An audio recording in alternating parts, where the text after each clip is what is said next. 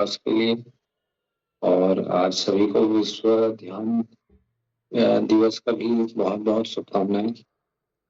तो चलिए अब आज हम लोग आज के जो टॉपिक्स है उस पे बात करना प्रारंभ करते हैं।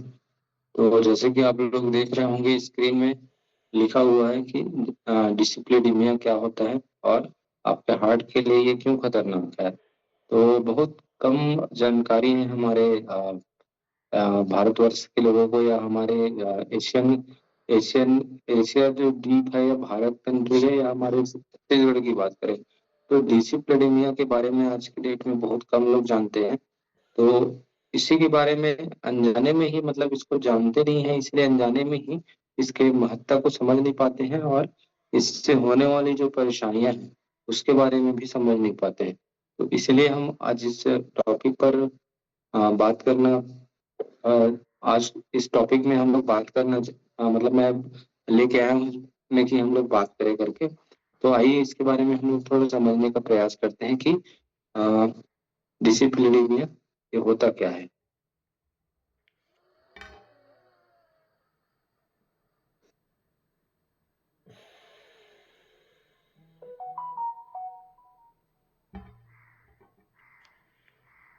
चलिए अब स्टार्ट करते हैं डिसिप्लिन के बारे में जानकारी साझा करते हैं। तो जैसे कि आप लोगों ने हाई कोलेस्ट्रॉल होना के बारे में बहुत सुना होगा कि हाई कोलेस्ट्रॉल होना खतरनाक है, ये नहीं होना चाहिए। हम सब जानते हैं इसके बारे में भी। इसके बावजूद हाई कोलेस्ट्रॉल हमारे देश में बहुत ही बड़ी समस्या है। अब सब लोग जानते हैं कि कोलेस्ट्रॉल बहुत बड़ी समस्या है या कोलेस्ट्रॉल की वजह से बहुत ज्यादा हार्ट अटैक के चांसेस जो होते हैं वो कोलेस्ट्रॉल के बढ़ने की वजह से होता है ना।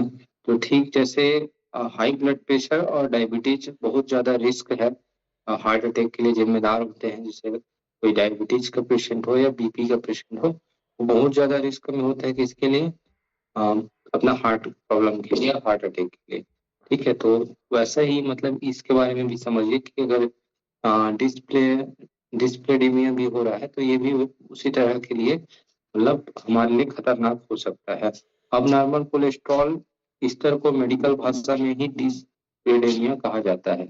अब नॉर्मल आपका कोलेस्ट्रॉल है या आपका कोलेस्ट्रॉल का अनबैलेंस जो होता है इसी के ही डिसिप्लिडीमिया कहा जाता है ना। यह तब होता है जब आपके रक्त में निम्न घनत्व वाले जैसे लिपोप्रोटीन है ना, हमारे शरीर में जो लिपोप्रोटीन होते हैं वो कम घनत्व वाले, ज्यादा घनत्व वाले और ट्राइग्लिसराइड के रूप में होते हैं। तो यह जो अब नॉर्मल कोलेस्ट्रॉल वाला जो समस्या है वो कब होता है, जब आपके ब्लड में या आपके शरीर में क्या होता है कि वो जो कम जो लो डेंसिटी वाला जो कोलेस्ट्रॉल होता है, ट्राइग्लिसराइड का स्तर है जब बढ़ जाता है तो इस प्रकार की जो समस्या है वो होती है। इस तरह के मामले में हमारा देश बहुत आगे है। आप समझ सकते हैं कि हमारा देश इस मामले में बहुत ज्यादा आगे हो चुका है। डिस्पेडिया नामक बीमारी चुपके से आती है और दिल को घेर लेती है, नसों में ब्लॉकेज करती है व हार्ट अटैक के पीछे इसका बहुत बड़ा हाथ होता है। एक रिपोर्ट के अनुसार अगर देखें, जैसे ICMR-INDI के डेटा के अनुसार भारत में लगभग 81.2% लोग हाई कोलेस्ट्रॉल की समस्या है। सोचिए कितनी बड़ी आबादी इस समस्या से जूझ रही है। इसके बावजूद लोग इसे सीरियसली नहीं लेते हैं, इसे जानना ही नहीं चाहते हैं और ना ही समझना चाहते हैं। तो इसका अंजाम बहुत भयानक हो सकता है जिसके बारे में लोग इसको सीरियसली नहीं ले रहे हैं और इसको समझना भी नहीं चाह रहे हैं। तो अगर हम डिस्प्लेडेमिया को अगर परिभाषित करें तो हम इसे इस तरह से परिभाषित कर सकते हैं कि हमारे शरीर में लिपोप्रोटीन जो होता है, हमारे शरीर में लिपोप्रोटीन की कई तरह के होते हैं है ना। तो ये और हमारे शरीर में बहुत सारे जरूरी कार्यों को भी करते हैं।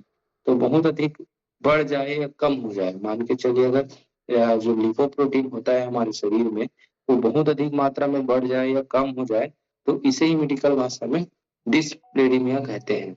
अब सामान्य तौर पे हम इसे कैसे समझ सकते हैं कि हमारे शरीर में कई प्रकार के जो लिपोप्रोटीन है, तो लिपोप्रोटीन की जो मात्रा है वो बहुत अधिक बढ़ जाए या कम हो जाए तो इसे ही हम लोग क्या कहते हैं, डिसिप्लिडीमिया, और इसे ही हम लोग बोलते हैं कोलेस्ट्रॉल का अनबैलेंस होना। या जैसे आप कोलेस्ट्रॉल के बारे में अगर जानते होंगे तो कोलेस्ट्रॉल टोटल कितना होना चाहिए, कैसे होना चाहिए, अगर आप डॉक्टर के पास अगर जाते हैं तो इस तरह की बातें आपको सुनने को मिलती है। जैसे कि मेडिकल भाषा में अगर बात करें तो जो हमारा जो एचडीएल है, जो लो डेंसिटी जो कोलेस्ट्रॉल है ना, उसकी कितनी मात्रा होनी चाहिए, और एचडीएल 100 से नीचे होनी चाहिए, और एलडीएल 100 से नीचे होनी चाहिए, और एचडीएल हमारा 59-60 से नीचे होना चाहिए। ट्राइग्लिसराइड का भी अलग लेवल है, और टोटल कोलेस्ट्रॉल में कितना रखना चाहिए इसके बारे में जब हम लिपिड प्रोफाइल अगर करवाते हैं तो हम इसके बारे में जान सकते हैं, है ना। तो ये करता क्या है, जैसे डिसिप्लिडीमिया जैसे हो गया, मान के चलिए या हो रही है जिसकी समस्या डिसिप्लिडीमिया की किसी व्यक्ति को, तो ये करेगा क्या, जैसे हाई ब्लड प्रेशर व डायबिटीज जो करते हैं, है ना, एक रिस्क फैक्टर बनाते हैं आपके हार्ट के प्रॉब्लम के लिए, हार्ट डिसीज के लिए। सेम वही प्रक्रिया क्या करता है कि वर्ल्ड में एक रिसर्च सामने आया था कि जैसे डायबिटीज और हाई ब्लड प्रेशर बीपी, है ना, जो डायबिटीज है और बीपी है वो बहुत ज्यादा मात्रा में हाई कोलेस्ट्रॉल के लिए या हार्ट के डिसीज के लिए बहुत बड़े जिम्मेदार फैक्टर थे। वैसा ही एक रिपोर्ट में सामने आया है कि जो डिस्प्लेडीमिया की जो समस्या है, अर्थात कोलेस्ट्रॉल के अब नॉर्मल होने की जो समस्या है, वो बहुत ज्यादा मात्रा में अपने हार्ट के डिसीज के लिए या हार्ट की जो समस्याएं हैं या हार्ट से जो संबंधित रोग हैं उसके लिए यह बहुत ज्यादा मात्रा में मतलब यह फैक्टर साबित हो रहा है ना, एक बहुत बड़ा फैक्टर बन के उभरा है डिस्प्लेडीमिया। इसके लिए आपके हार्ट के हेल्थ के लिए, हार्ट हेल्थ के मतलब हार्ट से संबंधित बीमारियों के लिए। तो हमारे शरीर में लिपिड का लेवल हमारी डाइट से जुड़ा हुआ है, तो हमें अगर आप मान के चलिए कि डिस्प्लेडीमिया जैसे परेशानी या अब नॉर्मल कोलेस्ट्रॉल की जो समस्या है उससे हमें बचना है, तो इसके लिए हमें क्या करना होगा, इसके लिए हमें अपने जो लिपिड जो प्रोफाइल है या लिपिड का जो लेवल है उसको सामान्य रखना होगा। जैसे बीपी और डायबिटीज की जानकारी आज के समय में रखनी जरूरी है, वैसे ही हमें डिस्प्लेडीमिया अर्थात अपने लिपिड लेवल की जानकारी हमें होनी चाहिए कि हमारा लिपिड लेवल कितना है, हाई कोलेस्ट्रॉल की एचडीएल कितना है, एलडीएल कितना है, ट्राइग्लिसराइड कितना है, टोटल कोलेस्ट्रॉल कितना है। इसके बारे में हमको बहुत ज्यादा जानने की जरूरत है। जैसे हम हॉस्पिटल जाके बीपी और शुगर की जांच करवाते हैं, वैसे भी हमें कम से कम 6 महीने में 6 महीने साल भर में इसके बारे में लिपिड के बारे में हमें जानकारी हासिल करते रहना चाहिए, या अपने लिपिड के प्रोफाइल के बारे में जानकारी लेते रहना चाहिए, है ना। ये हमारे लिए एक अवेयर की बात होगी। और कोलेस्ट्रॉल जो होता है ना, वो अम्ब्रेला टर्म है।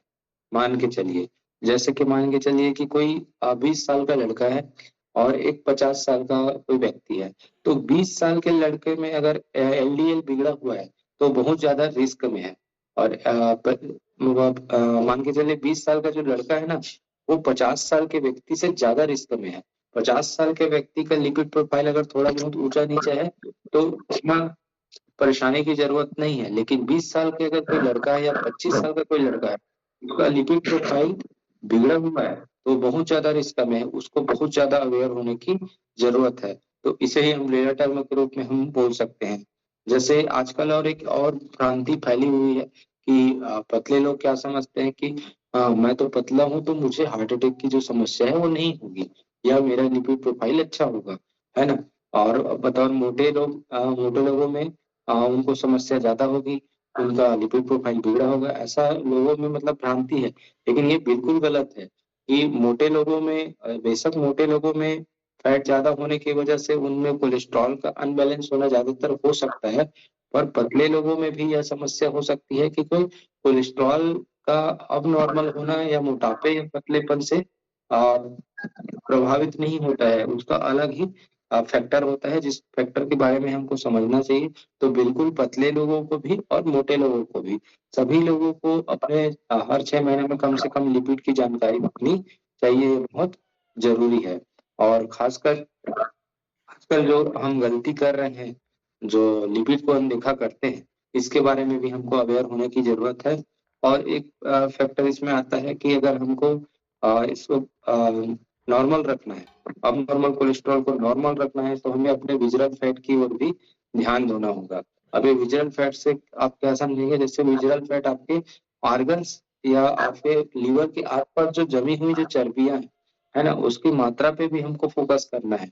उसकी मात्रा के अनुसार भी हमको लिपिड प्रोफाइल के बारे में हम समझ सकते हैं, क्योंकि वो कहीं ना कहीं आपके ऑर्गन्स के आसपास जमी हुई चर्बियां भी कोलेस्ट्रॉल के लिए जिम्मेदार होता है। क्योंकि आपका जो कोलेस्ट्रॉल जो बनता है वो आपके खाने से नहीं, खाने से तो आता है कुछ मात्रा में, पर लीवर बहुत ज्यादा मात्रा में बनाता है, तो उसमें चर्बी का भी बहुत बड़ा रोल हो सकता है।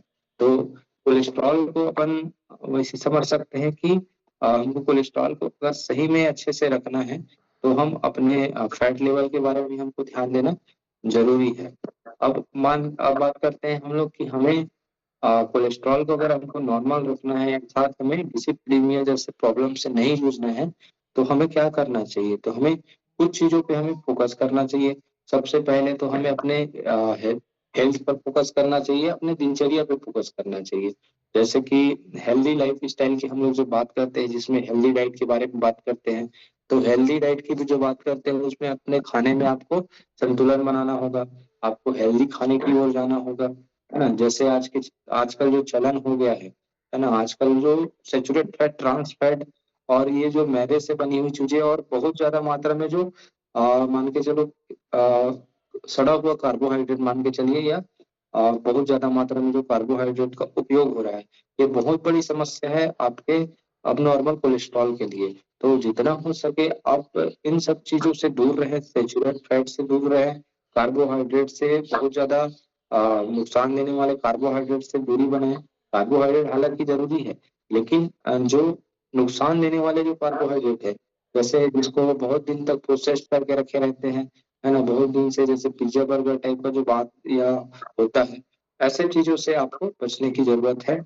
और चीनी, मैदा, गुड़, मिठाई, आइसक्रीम, है ना, व्हाइट ब्रेड, इन सब चीजों से भी आपको बचने की जरूरत है। आपके खाने में आपको जितना हो सके प्रोटीन और फाइबर जैसे चीजों को लाना होगा। अगर प्रोटीन और फाइबर जैसे चीजों को आप अपने खाने में लाएंगे, तो आप बिल्कुल आप अब नॉर्मल कोलेस्ट्रॉल की जो समस्या है उससे बच सकते हैं।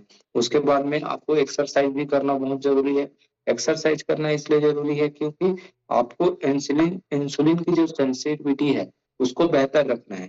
आपके शरीर में आपके जो भी ग्लूकोज लेवल है उसको मान के चलिए ब्लड में मेंटेन करने के लिए, या आपका ग्लूकोज लेवल जो होता है, ग्लूकोज आपके शरीर में जो जाता है आपके खाने के माध्यम से, उसको मेंटेन करने के लिए इंसुलिन ही एक हार्मोन रिलीज करता है ना। इंसुलिन हार्मोन रिलीज होता है वो पैंक्रियास से।